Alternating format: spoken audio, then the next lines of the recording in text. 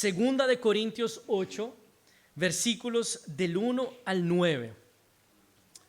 Y vamos a leer con fe. Esta es la palabra de Dios, es inspirada por Él, es alimento para nuestros corazones.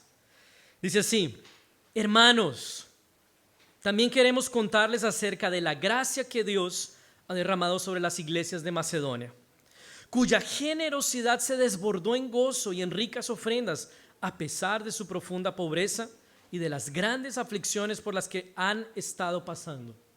Yo soy testigo de que ellos han ofrecido con espontaneidad y de que lo han hecho en la medida de sus posibilidades e incluso más allá de estas. Insistentemente nos rogaron que les concediéramos el privilegio de participar en este servicio para los santos. E hicieron más de lo que esperábamos, pues primeramente se entregaron al Señor y luego a nosotros por la voluntad de Dios. Por eso le rogamos a Tito completar la obra de gracia que ya había comenzado entre ustedes. Por lo tanto, ya que ustedes sobresalen en todo, es decir, en fe, en palabra, en conocimiento, en todo esmero y en su amor por nosotros, sobresalgan también en este acto de amor. No es que les esté dando órdenes, sino que quiero ponderar la sinceridad del amor de ustedes en comparación con la dedicación de otros. Pues ustedes ya conocen la gracia de nuestro Señor Jesucristo, que por amor a ustedes, siendo rico, se hizo pobre, para que con su pobreza ustedes fueran enriquecidos. Oremos una vez más. Padre Santo, muchas gracias, Dios, por tu palabra, por este registro inspirado por tu Santo Espíritu, Señor, por ese testimonio que nosotros vemos aquí, Señor, y que este testimonio hoy, Señor, pueda encontrar camino hasta lo profundo de nuestro corazón, capacitarnos y darnos poder, Señor, para ser generosos, para servir a otros con gracia y generosidad, Señor, porque hemos sido servidos generosamente en Cristo Jesús. Oramos así agradecidos en el nombre de Jesús y para tu gloria. Amén. Ok, lo que tenemos aquí es un testimonio que el apóstol Pablo va a contar a la iglesia de Corinto, de una iglesia o de unas iglesias en Macedonia que han sido generosas contra todo pronóstico. Entonces tenemos, por así decirlo, la admiración de Pablo delante de la generosidad con la que las iglesias de Macedonia, que son la iglesia de Filipos, la iglesia de Tesalónica y la iglesia de Berea, ellos practicaron para suplir las necesidades de una iglesia que está en profunda pobreza, están en tribulación tanto como la iglesia de Macedonia, y entonces necesitan ser suplidos en sus necesidades. Esa iglesia es la iglesia de Jerusalén, y Pablo entonces está en una campaña de recoger ayudas para estos hermanos que lo están pasando bastante mal allá en Jerusalén. Y entonces Pablo les va a contar a estos hermanos en Corinto, por medio de esta carta, cómo la gracia de Dios se manifestó a través de una iglesia pobre también, en tribulación y en necesidad, para bendecir y servir a una iglesia también pobre y en necesidad, como es la iglesia en Jerusalén. Y entonces lo que Pablo está buscando al contar este testimonio es estimular, inspirar a los hermanos, así como los hermanos de Macedonia están siendo inspirados y estimulados.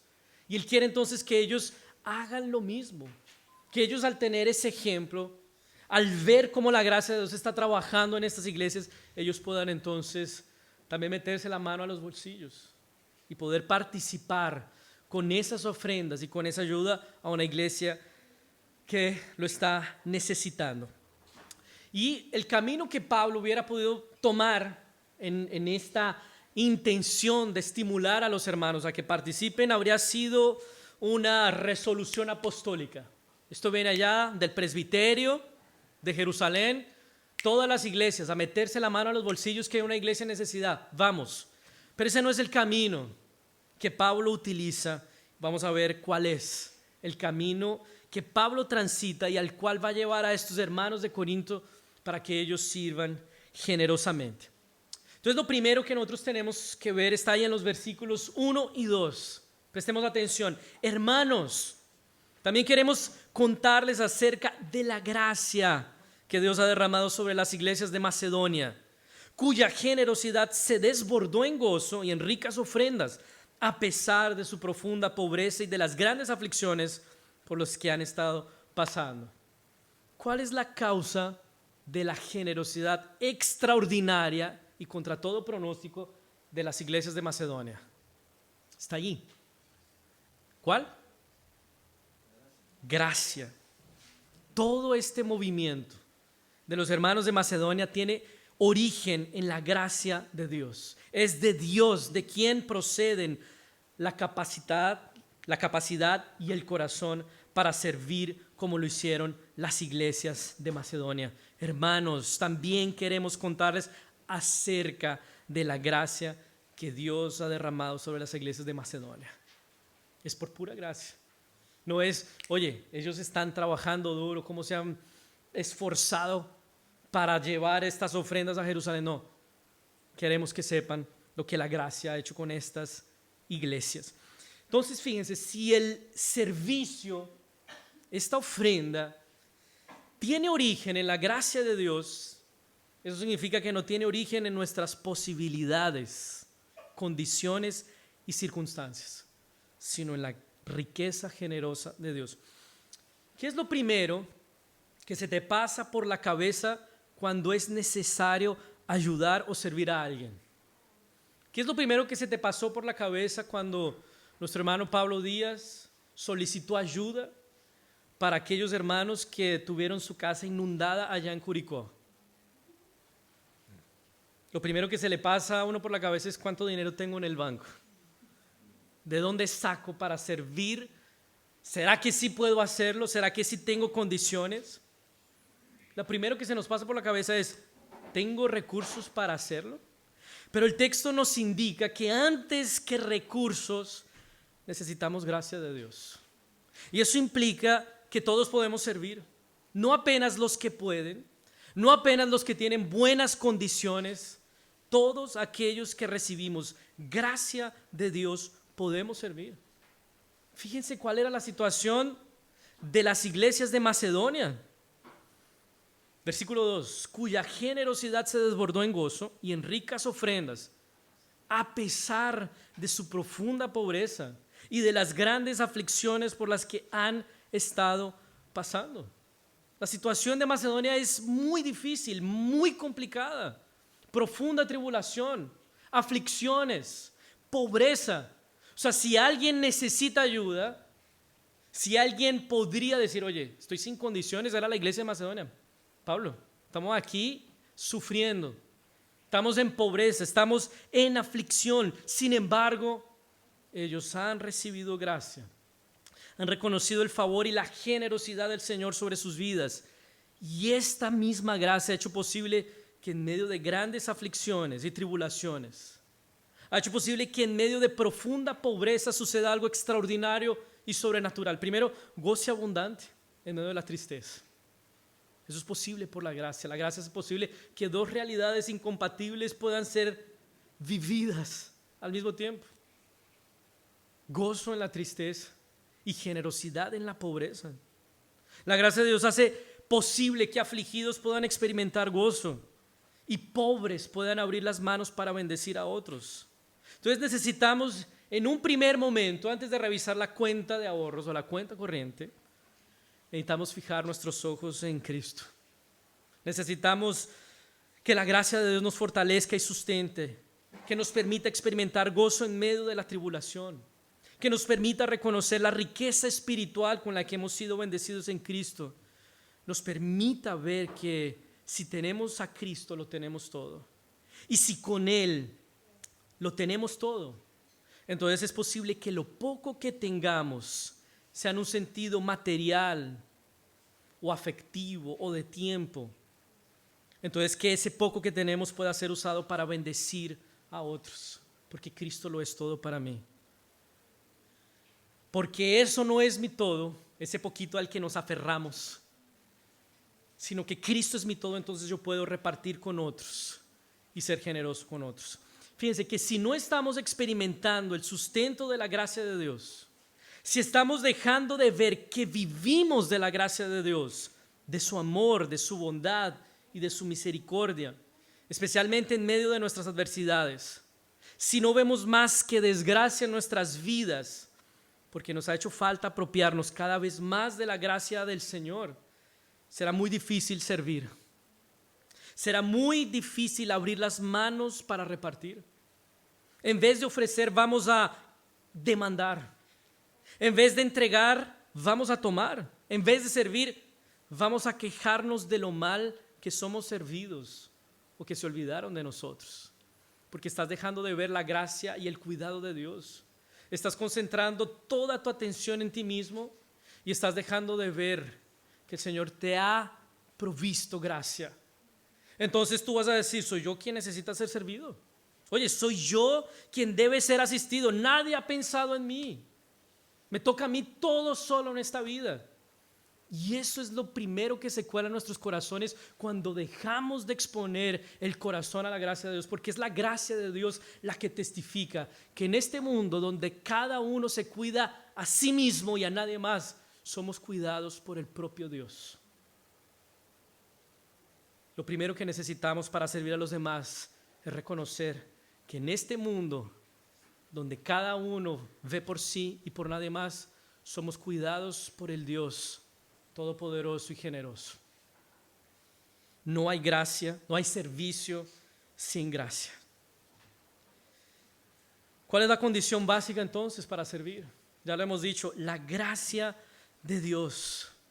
Entonces creeremos que nosotros, si recibimos gracia de Dios, creeremos que nosotros no nos bastamos a nosotros mismos, que nosotros no somos los sustentadores de nuestra propia vida, que en esta tribulación y sufrimiento no estamos abandonados a nuestra propia suerte.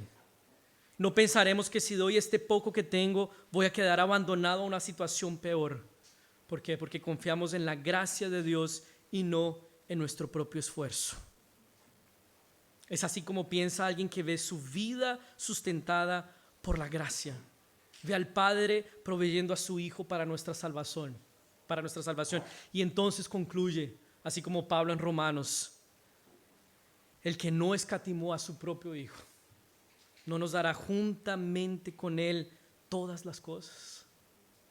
Quien ve su vida sustentada por la gracia sabe que el Señor proveerá, sea mucho o poco, el Señor dará lo suficiente para nuestra necesidad, para nuestro sufrimiento, para nuestra adversidad.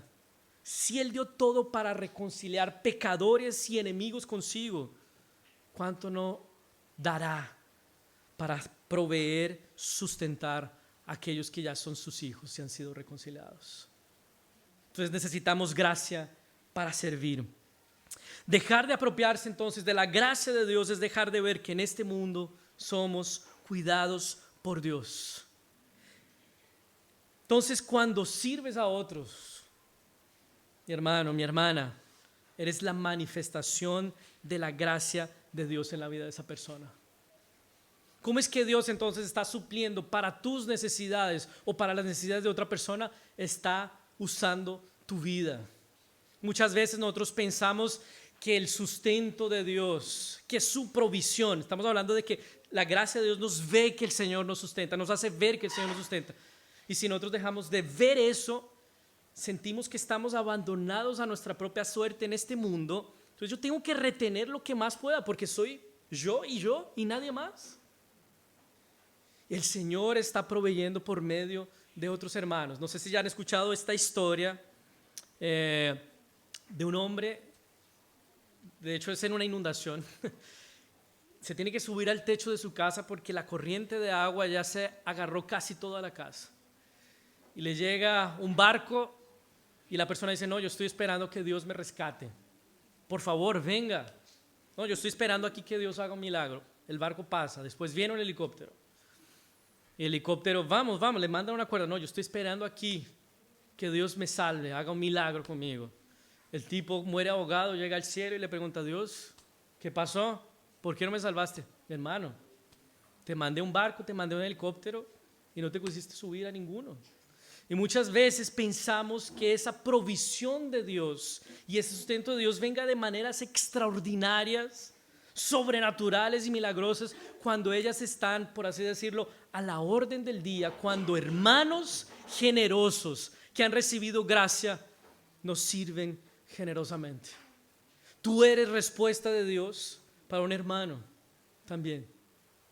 Entonces piensa, el Señor está cuidando de los suyos. Él está proveyendo gracia a través de otros hermanos. Si dejas de ver eso, que el Señor cuida y que ese cuidado se manifestó especialmente en Cristo Jesús, todo lo que tú vas a hacer es retener, porque estoy yo y nadie más va a responder por mí.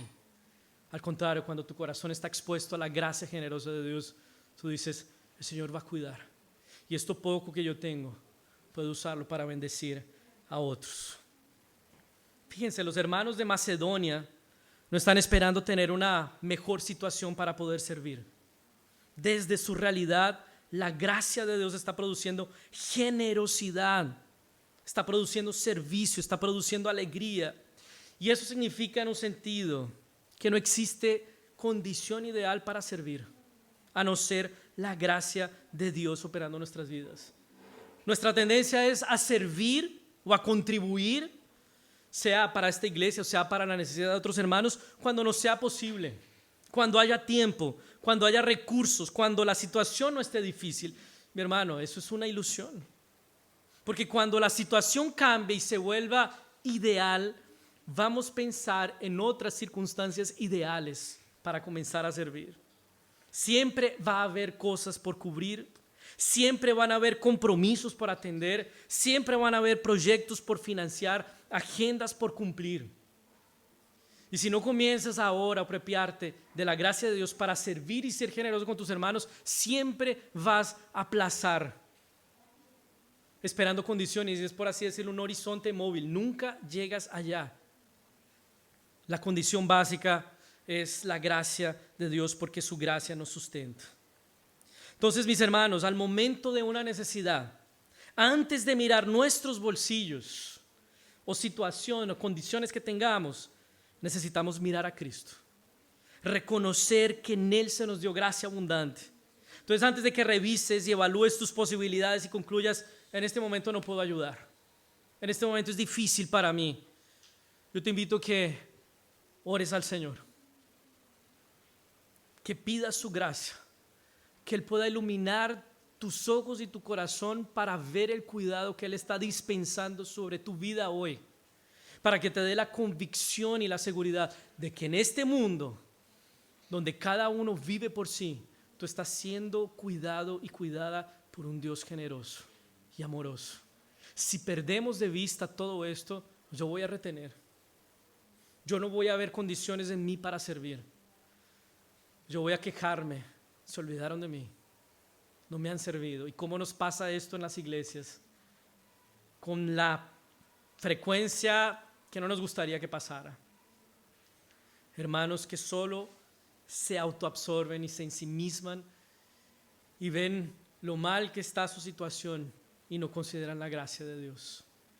Si has recibido gracia, tú tienes condiciones para servir.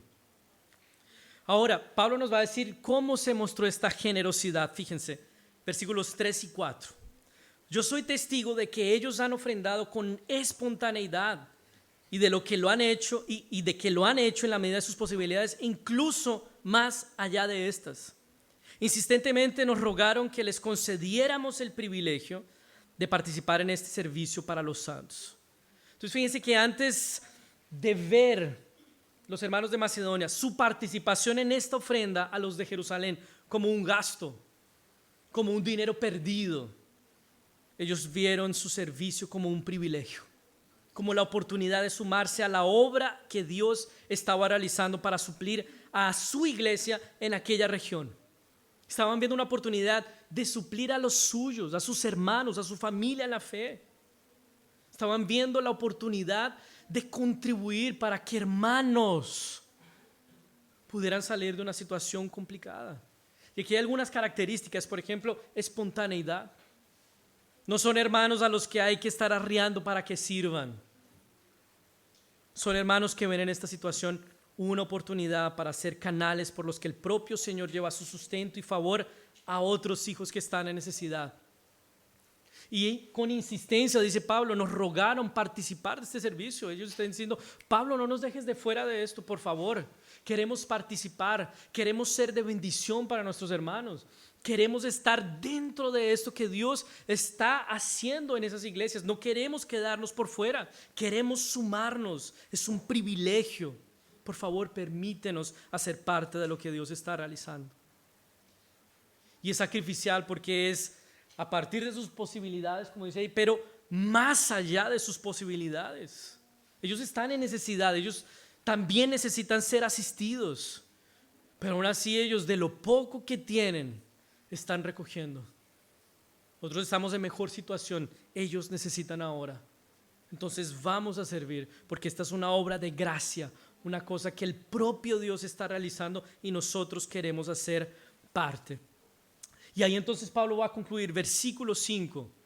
Todo este esfuerzo y ese sacrificio va a desembocar en ellos se entregaron a sí mismos. Fíjense, versículo 5. E hicieron más de lo que esperábamos, pues primeramente se entregaron al Señor y luego a nosotros por la voluntad de Dios. Toda vez que nos entregamos al Señor y lo hemos hecho de una manera definitiva, cuando respondimos con fe y arrepentimiento al Evangelio, esa entrega al Señor necesariamente tiene que desembocar en entrega a los otros también. Toda vez también que te entregas a tu prójimo sirviéndolo con generosidad, es algo que tú haces al propio Dios. Si tú ya te entregaste al Señor, cuando respondiste con fe y arrepentimiento al Evangelio, eres de Él. Le perteneces con todos tus bienes, con todos tus recursos, con todo tu tiempo. Entonces, ¿por qué insistimos en usar todo eso que a Él le pertenece como si nosotros fuéramos los dueños exclusivos y absolutos de eso? Cuando los términos que Él propuso para el uso de nuestros bienes, recursos, tiempo y nuestras vidas es amar a nuestro prójimo y buscar su bien. Esos son los términos que Él propuso.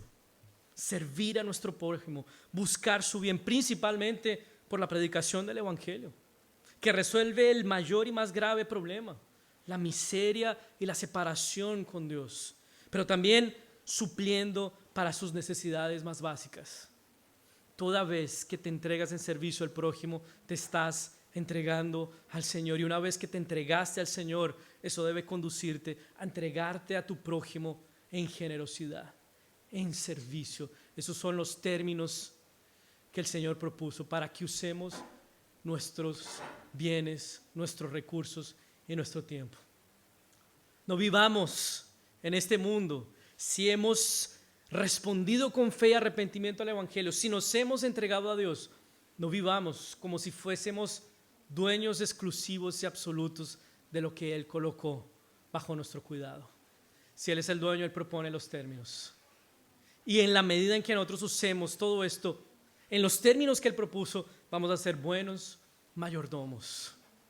Y el Señor ha colocado bendiciones en nuestras manos para poder bendecir a otros.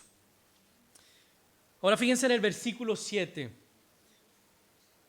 Ahora, después de que habló de las iglesias de Macedonia, ahora Pablo va a dirigirse a los corintios. Por lo tanto, ya que ustedes sobresalen en todo, es decir, en fe, en palabra, en conocimiento, en todo esmero y en su amor por nosotros, sobresalgan también en este acto de amor. La iglesia de Corinto era una iglesia próspera, una iglesia con muchos dones, aparentemente con muy buena teología, una iglesia en fe, en conocimiento bastante robusta, pero es una iglesia que necesita sobresalir en este acto de amor, que probablemente no es generosa. Y esto nos enseña que podemos tener muchas cosas como iglesia, todas muy buenas, pero si somos personas que retenemos aquello que hemos recibido por gracia de parte de Dios, si somos personas que cierran su mano para repartir, para suplir las necesidades de otros, para contribuir al sustento de la iglesia, si somos personas que no usan su tiempo para servir a otros, entonces somos una iglesia a la que le está faltando algo muy importante y que no puede ser sustituido con ninguna otra virtud. Porque Pablo reconoce, ustedes tienen cosas muy buenas, pero esto les hace falta y ninguna otra virtud sustituye esa generosidad con la que ustedes deben vivir. porque la generosidad es algo producido por la gracia de Dios inevitablemente. No apenas están perdiendo o dejando de exhibir una virtud que es esencial en la vida de la iglesia. Lo más grave de todo es, están probando ser una iglesia que cree que depende de sí misma y no de la gracia de Dios. Por ejemplo, nuestra iglesia madre, aquella que está plantando Valdivia, es una iglesia que tiene muy buenos recursos, gracias a Dios. Está allá en Las Condes de Santiago. Es una iglesia que casi vive al día porque está plantando iglesias, porque cree que su dependencia y su sustento vienen del Señor y no del remanente que tengan ahí en su cuenta de ahorros. Y muchas veces nosotros cerramos nuestras manos para repartir porque desconfiamos de que el Señor nos va a sustentar, de que el Señor va a proveer para nosotros. Esto poquito que tengo que guardarlo, porque desconfiamos de que el Señor vaya a ser cuidadoso y sustentador para nosotros en el futuro. Confiamos más en nuestros ahorros que en la gracia del Señor. Si esto le hace falta a nuestra iglesia, esto no puede ser sustituido con nada más que con generosidad. Entonces yo les invito a que, hermanos, nosotros pensemos y revisemos si nosotros no estamos siendo una iglesia que confía más en su propio brazo que en la diestra poderosa de nuestro Dios. Y finalmente, ¿cuál es el motor de esta generosidad? Entonces Pablo ya les dio el ejemplo de la iglesia de Macedonia. Ellos fueron generosos, abundantes en su ofrenda para los que estaban en Jerusalén, fueron espontáneos, nos pidieron con ruegos participar de este servicio. A ustedes les está faltando esto, es necesario que sobresalgan en este servicio también. ¿De dónde sacamos las fuerzas, el poder y la capacitación para servir de esta manera? Porque después de un mensaje como este, tú nuevamente puedes mirar para ti dentro, ya no a tus bolsillos, probablemente a Dios, pero ves, chuta, yo no soy capaz de servir así. Todavía no confío en el Señor de esa manera para repartir y para ser generoso. Y entonces Pablo va a dirigir a estos hermanos de Corinto hacia donde tienen que fijar su mirada. Fíjense, versículos 8 y 9. No es que les esté dando órdenes, sino que quiero ponderar la sinceridad del amor de ustedes en comparación con la dedicación de otros. Antes de ir al versículo 9.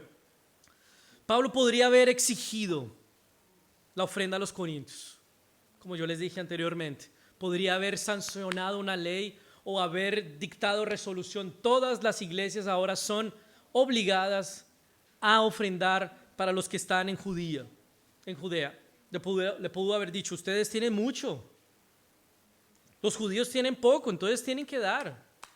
No puede ser que la situación sea así, que unos tengan más y que otros tengan menos. Pero una imposición o una ley no iba a cambiar el corazón de los corintios, no iba a transformar sus motivaciones, no iba a producir generosidad, porque la generosidad no puede ser resultado de una imposición. En el momento en que nosotros demos por culpa o por obligación, ya no es más generosidad, es imposición. Y recordemos cómo fue que los macedonios dieron, espontáneamente. Ellos mismos querían hacer parte de todo esto. Tampoco podemos dar para recibir a cambio o para promover nuestro propio nombre. ¿Se han visto esas campañas de empresas que están muy interesadas con el bienestar social y hacen sus campañas filantrópicas y donan bastante suma de dinero para los necesitados? Ellos están buscando promover su marca, asociar su marca con algo positivo y bueno. Están buscando algo a cambio. Ya no es generosidad, es autoservicio.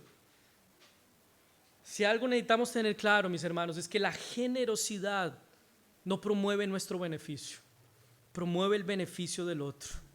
Es gracia de Dios para con la otra persona. Cuando tú quieras reconocer, por ejemplo, y esto hace parte de un servicio generoso, la atención o el trabajo de otra persona, y tal vez no sabes hasta qué punto es alabanza o lisonjeamiento, ¿sí? ¿Me entiendes esa palabra como lisonja? ¿O es una verdadera honra? ¿Tú quieres algo a cambio por esa honra y por ese buen comentario? Y muchas veces servimos de esa manera. Y podemos ir desde los elogios hasta ayudas financieras. Queremos algo a cambio, pero eso no es generosidad. Nos estamos autosirviendo. Entonces, Pablo no está dando ninguna imposición. Él va a ir al evangelio. Y después de haber escuchado todo esto, los corintios podrían haber preguntado a Pablo: Pablo, ¿de dónde salió todo este cuento de la generosidad? Dar para que otros estén bien, limitarse para beneficiar a otros, hacer sacrificios para que otros no pasen por necesidad. Y Pablo respondería: aprendí con Cristo. No conozco a nadie más generoso que mi Señor y mi Salvador. No he visto mayor generosidad que la de Jesús en la cruz, sacrificándose Él mismo para favorecer a pobres necesitados. Aprendí con Cristo. Él, siendo rico, se hizo pobre para que con su pobreza nosotros fuéramos enriquecidos. Es hacia allá a donde Pablo quiere dirigir a estos hermanos de Corinto. No es el puro ejemplo de los macedonios que va a inspirar a estos hermanos. No va a ser la orden apostólica diciendo: ahora ustedes tienen que dar. Tiene que ser dirigiendo sus corazones a aquel que se empobreció siendo rico, aquel que promovió a nosotros y no a sí mismo, los llevó al evangelio. ¿Qué es lo que hace que nosotros seamos generosos? ¿Qué es lo que nos vuelve personas generosas? El evangelio. El propio Hijo de Dios se humilló, se despojó para enriquecer a pobres pecadores, para darles un lugar en su reino, para arrancarlos de la miseria y pobreza espiritual y darles el don precioso de una vida con el Padre. Dios lo hizo. Dios lo hizo. Y Él no entregó de lo que le sobraba. Él mismo se empobreció, Él mismo se dio por nosotros, Él mismo, siendo justo y perfecto, fue tratado como injusto para que pobres, injustos, miserables y pecadores sean tratados como justos. Mis hermanos, no existe otra manera de ser generoso a no ser volviendo los ojos al Señor. Y no apenas teniéndolo como ejemplo, como una inspiración. Mis hermanos, tener a Jesús como ejemplo es asustador y aplastador. Nadie puede vivir como Jesús. Jesús no puede ser apenas tu ejemplo. Jesús es el Redentor que nos dio riquezas verdaderas espirituales para que podamos repartir con otros. Él nos transforma, Él nos redime, Él nos rescata, Él pone su Santo Espíritu en nosotros para que nosotros podamos entonces abrir las manos para bendecir. Entonces aquí no estamos hablando apenas de apenas un ejemplo para inspirar. Estamos hablando del poder redentor de Dios transformando egoístas, ensimismados, autoabsorbidos en personas que piensan en el otro, que sirven al otro, que son generosas con el otro.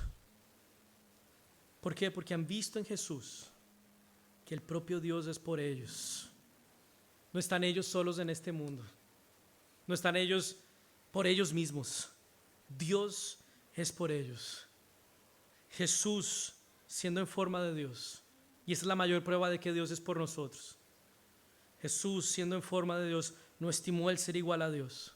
Al contrario, se despojó de sí mismo, se humilló, se empobreció para enriquecer a otros, para repartir con otros su más grande tesoro, el amor del Padre, el amor que más necesitamos. Entonces, recibir gracia de Dios, mis hermanos, resulta en un sentido muy práctico en lo siguiente: saberse amado, salvado, cuidado, preservado y sustentado por el propio Dios en un mundo donde nadie cuida a nadie. Y por esa razón, porque somos cuidados por el Padre bueno y fiel, podemos cuidar a otros generosamente. Si tú dejas de percibir eso, vas a retener, no vas a servir a los demás. Y fíjense que cuando estamos siendo llamados a la generosidad, como este texto nos propone, no se nos está pidiendo nada que nuestro Redentor Jesús ya no haya hecho por nosotros en nuestro lugar y de manera generosa. podemos ser generosos porque el propio Cristo nos enriqueció. ¿Cuál es el motor para la generosidad entonces, mis hermanos? La gracia de nuestro Señor Jesucristo. Él, siendo rico, se hizo pobre para que fuésemos enriquecidos. No olvides, no hay servicio sin gracia. Es allá donde nosotros debemos comenzar para poder contribuir y servir, fijando nuestros ojos en Él. Necesitamos apropiarnos de su gracia, exponer el corazón al Evangelio que nos recuerda constantemente que en este mundo hay alguien tomando cuenta de nosotros. Y qué bueno que no somos nosotros, es Dios, que es justo y es fiel. Mis hermanos, teniendo oportunidad, hagamos bien, especialmente a los de la familia. Que el Señor nos bendiga, que el Señor nos permita ser generosos. Oremos una vez más. Padre Santo, muchas gracias, Dios, por tu palabra. Y gracias, Señor, porque la prueba fehaciente, incontestable y preciosa de tu generosidad está en esa cruz, Señor, donde Cristo, tu Hijo unigénito, es ofrecido por nosotros para que pobres miserables sean sacados de muerte espiritual, de miseria y pobreza espiritual y llevados a la más alta y preciosa riqueza, una vida contigo. Si el propio Dios hizo esto, si esto tú lo hiciste, Señor, permite que nosotros podamos hacerlo también en una escala muchísimo menor, porque jamás lo que hacemos podrá compararse con lo que tú hiciste, Señor. Que cuando haya necesidad a nuestro alrededor, Señor, antes de evaluar nuestras posibilidades, fijemos nuestros ojos en Cristo Jesús. Que antes de sentir, Señor, el desamparo, antes de que pensemos que en este mundo estamos solos y todo cuidado depende de nuestra mano, Señor, nos permita sabernos sustentados y preservados en este mundo. Y que aquello poco o mucho que tengamos, Señor, pueda ser usado para servir a otros. Que podamos ser respuesta de tu gracia a otros hermanos. Que nosotros con humildad podamos recibir la gracia tuya a través de otros hermanos también, Señor. Que podamos vivir, Señor, una iglesia que suple para las necesidades de otros, Señor. Es lo que hace tu gracia en la iglesia, Señor. Perdónanos, Señor, porque muchas veces hemos sobresalido en tantas otras cosas, pero nos hace falta la generosidad, Señor. Perdónanos porque eso ha probado, Señor, que creemos que dependemos de nosotros y no de ti, Señor. Ayúdanos, Señor, a buscar tener nuestros corazones constantemente expuestos a tu gracia, Señor. Haz de esta iglesia una iglesia generosa porque está sumergida en tu gracia, en tu cuidado, porque se sabe amada y sustentada. Ayúdanos, Señor. Oramos así agradecidos. Amén. Yo les invito a